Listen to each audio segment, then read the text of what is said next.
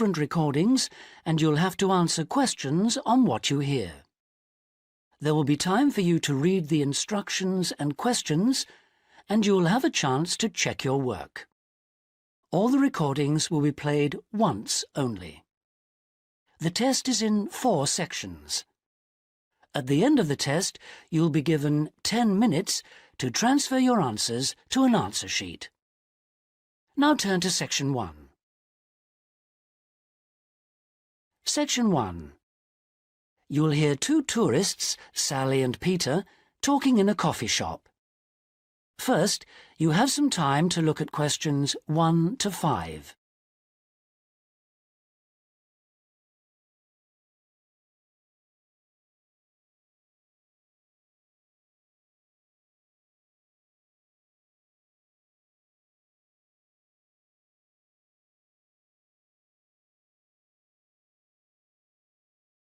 You'll see that there is an example that has been done for you. On this occasion only, the conversation relating to this will be played first. Oh, Peter, there you are. You've been ages. What kept you so long? I'm sorry I'm so late, Sally. Have you been waiting long? Oh, half an hour. But it doesn't matter. I've had a coffee, and I've been reading this guidebook for tourists.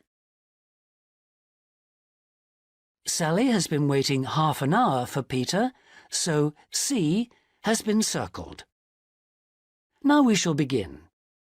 You should answer the questions as you listen, because you will not hear the recording a second time. Listen carefully and answer questions 1 to 5. Oh, Peter, there you are. You've been ages. What kept you so long? I'm sorry I'm so late, Sally. Have you been waiting long? Oh, half an hour. But it doesn't matter. I've had a coffee, and I've been reading this guidebook for tourists. Sit down. You look very hot and tired. What would you like to drink? I'd love a really chilled mineral water or something. Will you have another coffee? Yes, I will. The waitress will be back in a moment. Why were you so late? Did something happen? Yes. You know, I went to the bank to cash some traveler's checks. Well, the exchange rate was looking healthy, but when I went to the teller, they told me the computer system was temporarily down, so they couldn't do any transactions. They said the problem would be fixed in a few minutes, so I waited. And then I started talking to another guy in the bank, and I forgot the time. Really?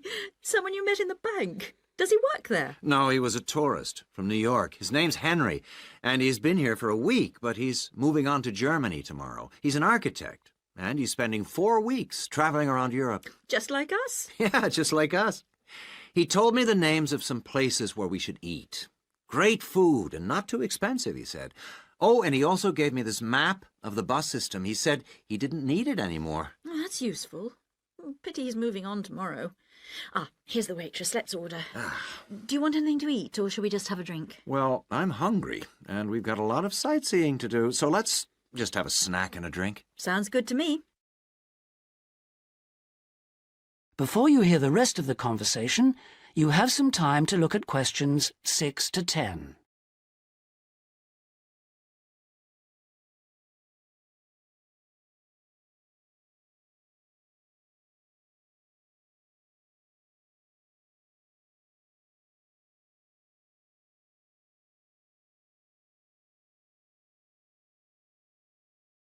Now listen and answer questions 6 to 10.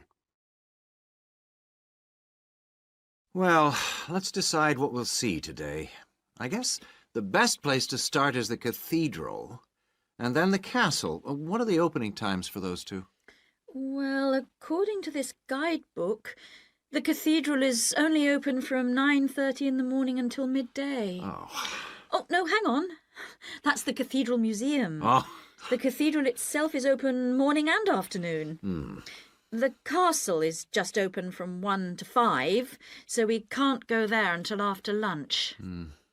I really want to spend some time in the art gallery, because they've got this wonderful painting by Rembrandt that I've always wanted to see. What else should we see? Well, the guidebook says the botanical gardens are worth spending some time in, and they're open all day from 8 to 6, so we can go there any time. I'd like to go to the markets near the river too, but, oh, No, wait, that's only in the mornings too. As well as today and tomorrow, we can see some other places on Monday, you know. But I don't think the markets will be open then. They only open on Thursdays, so we've missed them for this week. Maybe we should go to the cathedral today because it's Sunday tomorrow, and even though it's open every day, it might be more difficult to get in tomorrow because of the church services.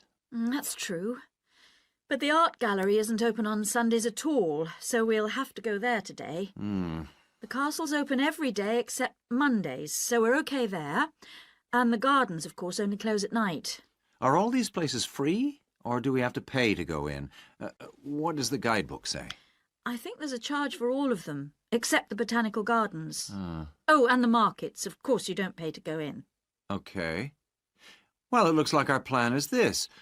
We'll go to see the painting you like first, the Rembrandt, then have lunch and go on to the castle after that, and then the cathedral. Okay. It says here that the roof of the cathedral is really beautiful. Is that right? What I really want to do at the cathedral is climb the tower. The view is supposed to be spectacular. Okay, well, that'll be more than enough for today. Then tomorrow, let's go to the botanical gardens and have a picnic. I want to sit by the river and watch the swans. This city's famous for them.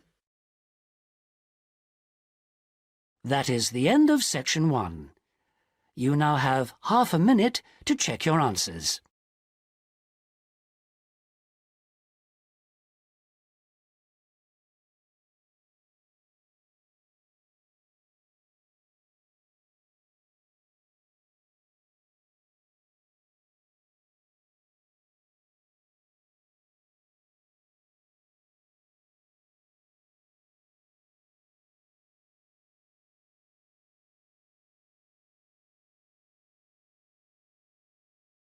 Now turn to section 2.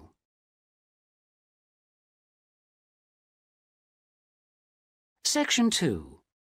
You'll hear part of a talk given by an international student counsellor speaking to a group of overseas students during their orientation week.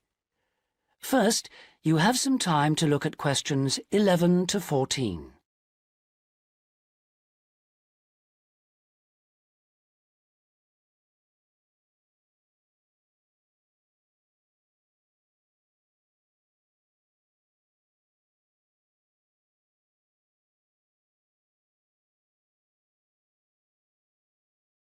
Now listen carefully and answer questions 11 to 14.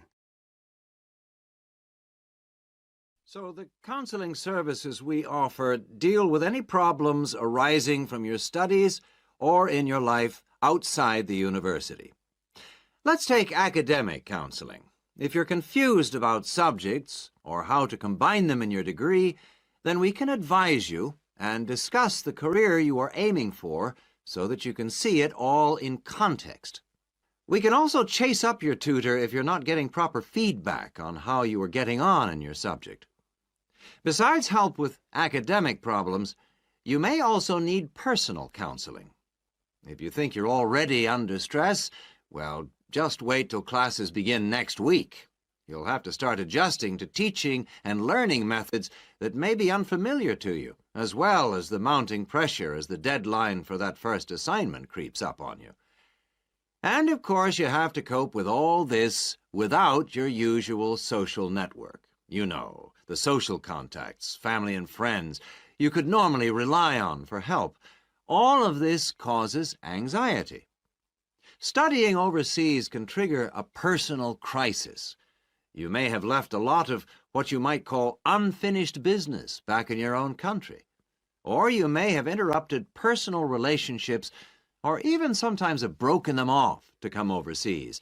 And so the student often feels lonely, unhappy, unmotivated, and unable to concentrate on studying.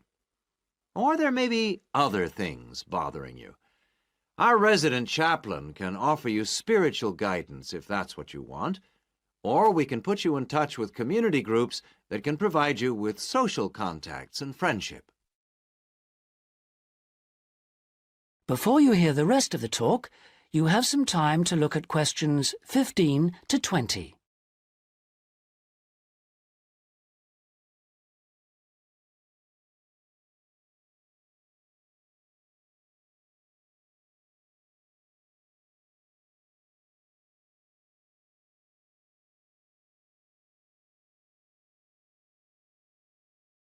Now listen and answer questions 15 to 20. What about exam stress? It affects nearly everyone to some extent, but especially overseas students like yourselves. There may be a huge amount of family pressure on you to succeed. And if you fail a subject, or drop out of a course because it's too difficult, then your self-esteem can suffer. But it's not the end of the world if you don't pass an exam. I had to resit first-year anthropology, so I can certainly offer you a sympathetic ear. Anyway, exam failure can lead to worrying changes in the way you normally behave. You may also be off your food, or you may have dietary problems because the local food is not to your liking and upsets you, and this can affect your health and studies. Glenda Roberts is our dietitian in the health service, and we can put you on to her. And we all have money problems, don't we? But remember, full-time students can get a low-interest loan of up to $600 to buy books and for similar study-related expenses. That's right. And you can get double that amount if you can't afford an item of equipment you need for your course, a musical instrument, for example. And it doesn't stop there. When you move into a flat, starting up expenses, including furniture for it, can be covered by a loan through the welfare service. See Jill Freeman for details. Can we help you? Well, last academic year, in spite of staff cuts, we counseled 240 international students for a total of 2,600 hours counseling. And finally, we won all but just one of the 12 appeals that we launched on behalf of students. Not too bad for an understaffed service, don't you think? That's all from me. Thank you. That is the end of section 2. You now have half a minute to check your answers.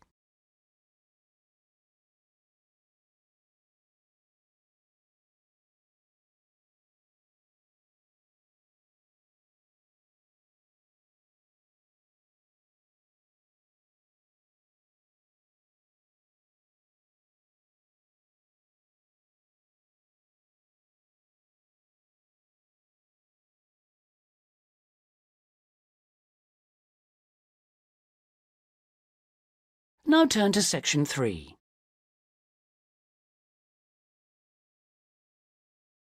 Section 3.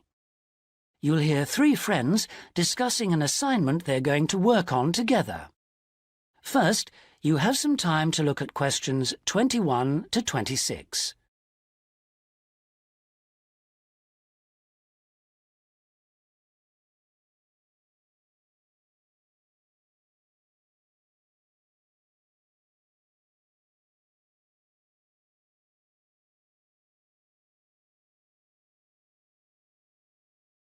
Now listen carefully and answer questions 21 to 26. Oh, there you are, good. Sorry I'm a bit late. There was a long queue. So, have you worked out how to deal with this assignment then? Not yet. We've only been here a couple of minutes ourselves. Can you just remind me what the task is exactly? Well, there are three parts to it. First, we've got to write an essay about ways of collecting data. Then... What's the title of the essay exactly? I've got it here. Assess the 2 main methods of collecting data in social science research. And how much do we need to write? 1,500 words. That's for the essay. Then for the second part of the assignment, we have to choose one method of data collection and carry out a small-scale study, making appropriate use of the method chosen to gather data from at least 5 subjects. And then we have to write a report on the study? That's right, of 3,000 to 4,000 words. Did you get as far as discussing which form of data collection we should go for? Questionnaire or interview, isn't it? Yeah, I think we should use a questionnaire. It'll be so much less time-consuming than organising interviews, I reckon. Once we've agreed on the wording of it, we only have to send it out and wait for the responses. Yes, I think it probably would be quicker. But what did that article he gave us last week say about the quality of data from questionnaires? I'm pretty sure it recommended questionnaires as a source of highly reliable data. As long as you design the questionnaire properly in the first place, the data will be fine. No, I'm sure it talked about drawbacks as well, didn't it? Something about the response rate and the problems you get if it's too low? Yeah, but we only need data from 5 subjects anyway. Oh, I suppose so. Another drawback I remember it mentioned was that questionnaire data tends not to reveal anything unexpected because it is limited to the questions fixed in advance by the researcher. Come on, Rosa, this is only a practice. It's not meant to be real research, is it? Well, not sure about that. Before you hear the rest of the conversation, you have some time to look at questions 27 to 30.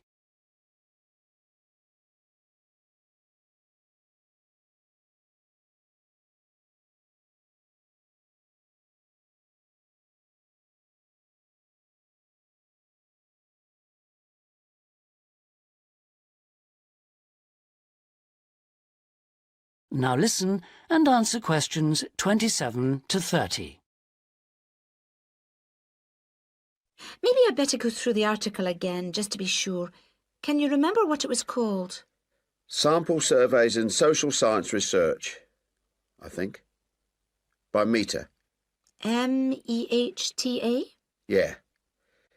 And he also recommended a more recent book called Survey Research by Bell, I think. It's in that series published by London University. And if we try to use interviews instead, I saw a book in the departmental library that'll be helpful. It's called Interviews That Work by Wilson, published in Oxford in 1988. Right. Oh, I've got a tutorial now. Can we meet up again later this week? What about Friday morning? Suits me. 11 o'clock? Fine. Before Friday, I think we should all look through the reading list. That is the end of section 3. You now have half a minute to check your answers.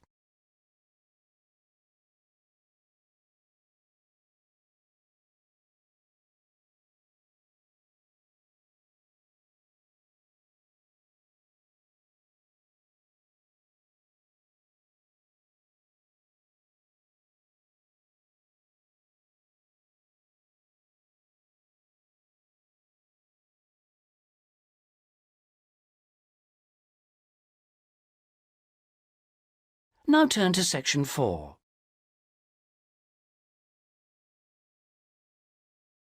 Section 4. You'll hear the beginning of one lecture in a series of lectures about crime. First, you have some time to look at questions 31 to 40.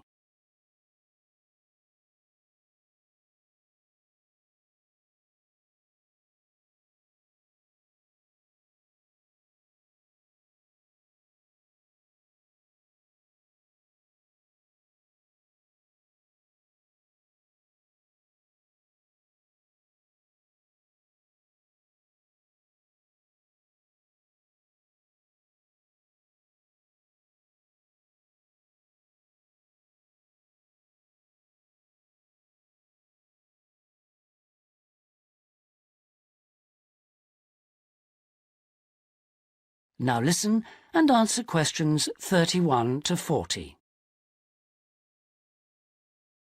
So far in these lectures, we've been looking at crimes like robbery and murder, both from a historical viewpoint and also in contemporary society. And we've seen that the preoccupation in Western society with crime and with lawlessness is part of a long and continuous tradition, rather than something which is new and unique to modern society.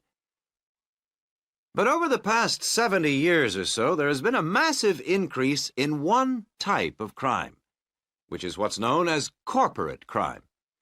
Corporate crime is crime which, as the name suggests, is connected with companies, with business organizations.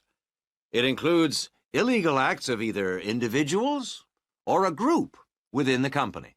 But what is important is that these acts are normally in accordance with the goals of the company. They're for the good of the company rather than the individual. It's been defined as, quote, crime which is committed for the corporate organization, the company, not against it. unquote. So crimes like theft by employees, things like embezzlement or fraud against one's actual employer are excluded according to this definition. The employees may be involved, but they're acting in the first place for the company.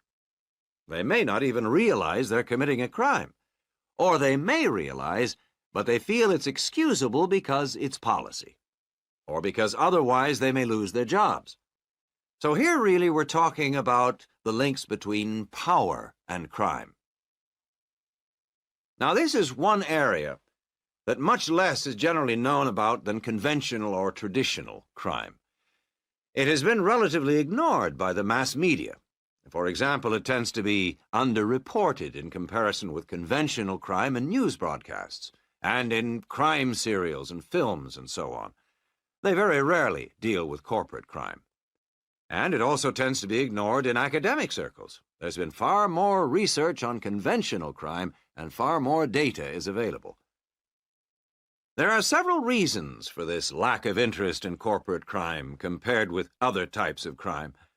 It's often very complex, whereas with conventional crime, it's usually possible to follow what's going on without specialist knowledge. As well as this, whereas conventional crime usually has a lot of human interest, corporate crime often has much less. The third reason, and possibly the most significant one, is that very often the victims are unaware. They think their misfortune is an accident, or that it's the fault of no one in particular. They're unaware that they've been victims of a crime. So when we look at the effects of corporate crime, we may find it's very difficult to assess the costs. But these costs can be very considerable in both their economic and social aspects.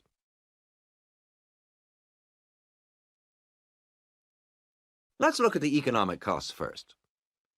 For example, if a company is producing fruit juice, and it dilutes its product so that it's just a little below the concentration it should be, many millions of people may be paying a small amount extra for their carton of orange juice.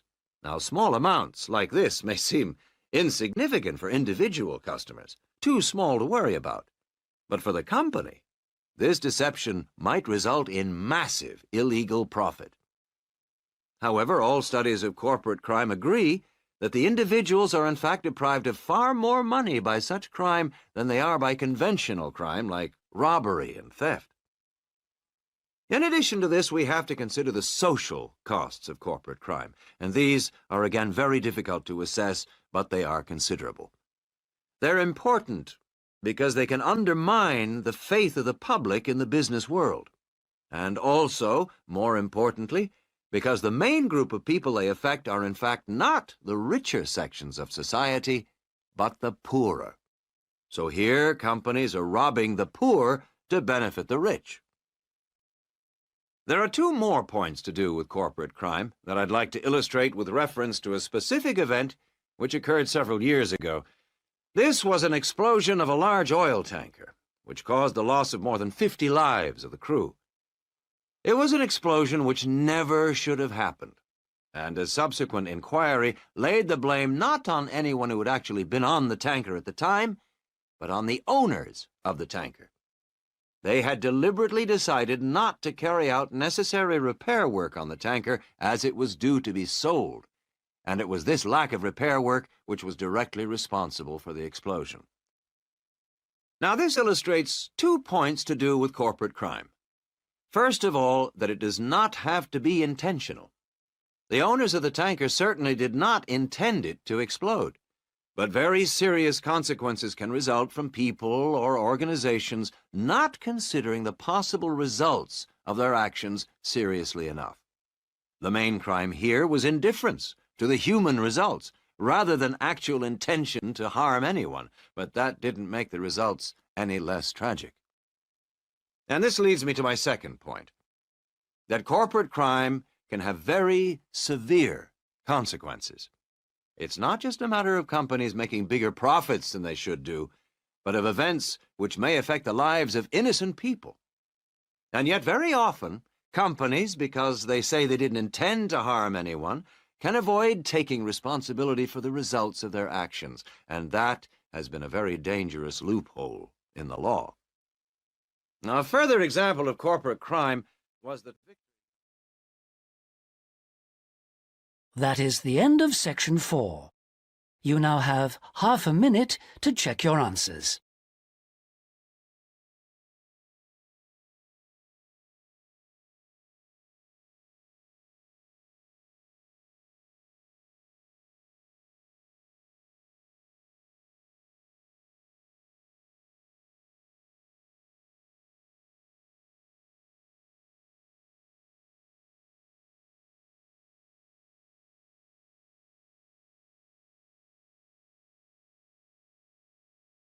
That is the end of the listening test. In the IELTS test, you would now have 10 minutes to transfer your answers to the listening answer sheet.